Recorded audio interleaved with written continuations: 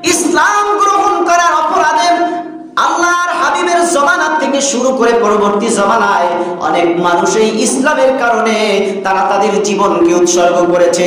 আমরা ফেরাউনের স্ত্রীর নাম জানি হযরতে আসিয়া, ঠিক কিনা বলেন? এই আসিয়া, সময় সংক্ষেপ, এই আসিয়া যখন ইসলাম গ্রহণের কথা জানতে পারলো, বুঝতে পারলো, ফেরাউন তার স্ত্রী আসিয়াকেও ক্ষমা করলো না, মাফ করলো না। আসিয়াকে যখন আসিয়ার ইসলাম গ্রহণের খবর জানতে পারলো, বুঝতে পারলো, এই আসিয়াকে নির্যাতন নিপীড়ন শুরু করে দিল। বলল, আমার স্ত্রী, তাতে কোনো সমস্যা নাই, ইসলাম গ্রহণ করার অপরাধে তাকেও তোমরা শাস্তি দাও। বেত্রাঘাত শুরু করে দিল আসিয়ার প্রতি।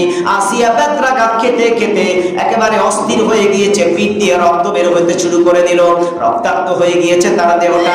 তারপরে আল্লাহ রব্বুল আলামিনের কাছে একটা দোয়া করেছিল, দরখাস্ত করেছিল, তার সেই কথাটা আমার আল্লাহ কোরআনের মধ্যে রেকর্ড করে দিয়েছেন। বলুন সুবহানাল্লাহ।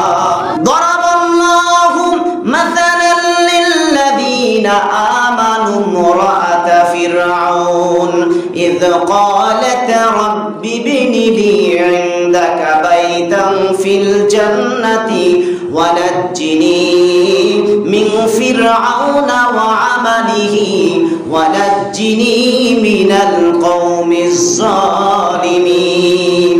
আল্লাহ রাব্বুল আলামিনের কাছে আসিয়া ডেকে বলল, আল্লাহ, কাফের মুশরিকদের নির্যাতন আর নিপীড়ন আমি সহ্য করতে পারছি না, আমার জীবন নষ্টগত, আপনি আমাকে জান্নাতের মধ্যে একটা ঘর বানায়া দেন। বলুন সুবহানাল্লাহ।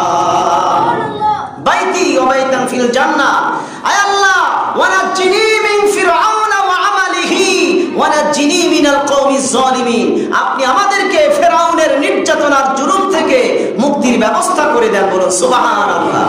আল্লাহ রাব্বুল আলামিন হযরতে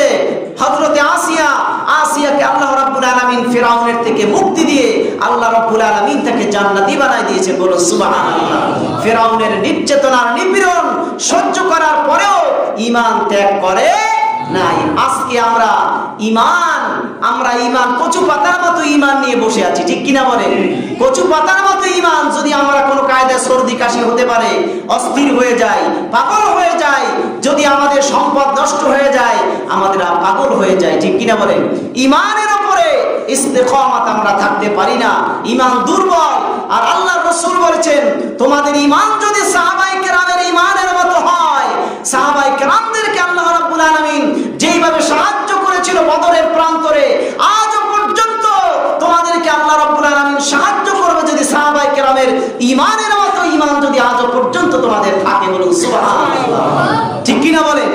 কিন্তু সেই ঈমান আমাদের নাই, যার কারণে আজকে আমরা নামাজ পড়তে ভালো লাগে না, ঠিক কিনা বলেন? মজা পাই না, স্বাদ পাই না, ইবাদত করি, ইবাদতে স্বাদ পাই না, মজা পাই না, ঠিক কিনা? কিন্তু ঈমান আমাদের দুর্বল। ঈমান যদি সেই সাহাবায়ে কেরামের ঈমানের মতো থাকতো, তাহলে পার মধ্যে তীর থাকতো, কিন্তু আমরা টের পাইতাম না, সেই তীর খুলে ফেলতো, টের পাইতাম না, ঠিক কিনা বলেন? সাহাবায়ে কেরামের যুদ্ধের ময়দানে যদি তারা তীর বিদ্ধ হয়ে যাইতেন, নামাজে দাঁড়াইলে অন্য সাহাবায়ে কেরামরা তারা তীর টান দিয়ে খুলে ফেলতেন, কিন্তু তারা টের পাইতেন না। সুবহানাল্লাহ। এমন ভাবে তারা ঈমানকে মজবুত করে ফেলেছে। আমাদেরও সেই ঈমান দরকার, আছে কিনা বলুন? আরো জোরে বলুন, আছে কিনা? সাহাবায়ে কেরাম সহ এই মানুষগুলো ঈমানের জন্য, ইসলামের জন্য জীবন উৎসর্গ করেছে, আর আমরা 5 ওয়াক্ত নামাজ পড়তে চাই না, ঠিক কিনা বলেন? তারা তাদের ইসলামের জন্য তাদের নিজেদের জীবনটাকে উৎসর্গ করে দিয়েছে, দ্বীনের জন্য, ইসলামের জন্য, কোরআনের জন্য। আর আজকে আমরা শীতের কারণে ঠান্ডা পানি দিয়ে ওযু করতে হবে, এই কারণে আমাদের কত সুন্দর মসজিদে সব ব্যবস্থা আছে, এসি আছে, জানালা আছে, বাহিরের বাতাস আসতে পারবে না, ঠান্ডা আসতে পারবে না, সুন্দর পরিবেশ করে দেওয়া হয়েছে নামাজের জন্য। তারপরে আমরা মুসল্লি খুঁজে পাই, আমরা হতভাগা, আমরা কপাল পোড়া, আমরা কবরে চলে যাব। আমাদের মধ্যে বিবেক এখন পর্যন্ত জাগ্রত আমরা করতে পারি না যে আমরা তো দুনিয়ায় থাকতে পারবো না, অন্ধকার কবরের মধ্যে থাকতে হবে একা একা। যেই ঘরের মধ্যে দরজা নাই, জানলা নাই, যেই ঘরের মধ্যে আলো নাই, যেই ঘরের মধ্যে সঙ্গী নাই, সাথী নাই, বন্ধু নাই, বান্ধব নাই, যেই ঘরের মধ্যে থাকবে না কোনো সন্তান, যেই ঘরের মধ্যে থাকবে না কোনো স্ত্রী, আপন স্ত্রী পর্যন্ত, সেই ঘরের মধ্যে আমাকে একা একা থাকতে হবে, এই চিন্তা এখন পর্যন্ত আমাদের মনের মধ্যে, দিলের মধ্যে জাগ্রত হয় নাই। কবে আর হবে? যখন আজরাইল আমার কাছে চলে আসবে, উত্তর আর দক্ষিণ যখন আমি শুয়ে থাকবো তখন আমার হুঁশ ফিরে আসবে, কিন্তু ওই সময় যদি হুঁশ ফিরে আসে আর কোনো ভালো কাজ করার সুযোগ নাই, ঠিক কিনা? থাকবে? থাকবে না। সেজন্য ওই আজরাইল মালাকাল মউত আসার আগে আমাকে কবরের জন্য কিছু করা দরকার, ঠিক কিনা বলেন? সেজন্য আল্লাহ রাব্বুল আলামিন আমাদের সকলকে সহি বুঝ সহি সমঝ দান করুক, সবাই বলি আমিন।